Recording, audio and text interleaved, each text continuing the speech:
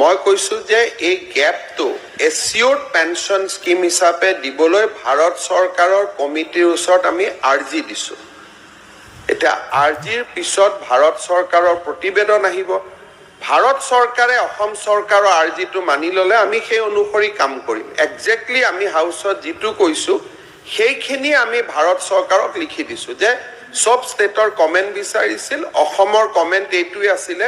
যে যদি এজন ওপিএছ ৰিটায়াৰ হলে 50% পেনশন পায় এনপিএছ ওজনেও বেংকৰ প্ৰায় হক চৰকাৰৰ প্ৰায় হক 50% পেনশন পাব লাগে এইটো অসম চৰকাৰৰ বিচাৰ আৰু আমি সেই বিচাৰটো ভাৰত চৰকাৰক দিছো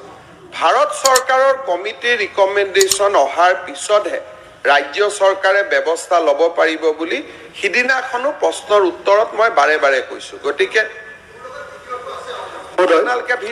তেখেতে কোৱা ভিডিঅ'টো যদি দেখুৱাই দিব লাগে মই ইয়াত সাউণ্ডটো দি দিওঁ প্লিজ তেখেতে কৈছে যে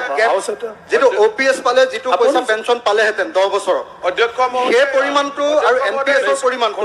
দুইটা ক্যালকুলেট কৰা হ'ব আৰু ক্যালকুলেট কৰি যেটো গ্যাপ সেই গ্যাপৰ এনসাৰটো দি দিলে মুখ্যমন্ত্ৰী ভিডিঅ'টো অখিল গগৈয়ে নিজৰ ফেচবুকত ধুনীয়াকৈ এডিটিং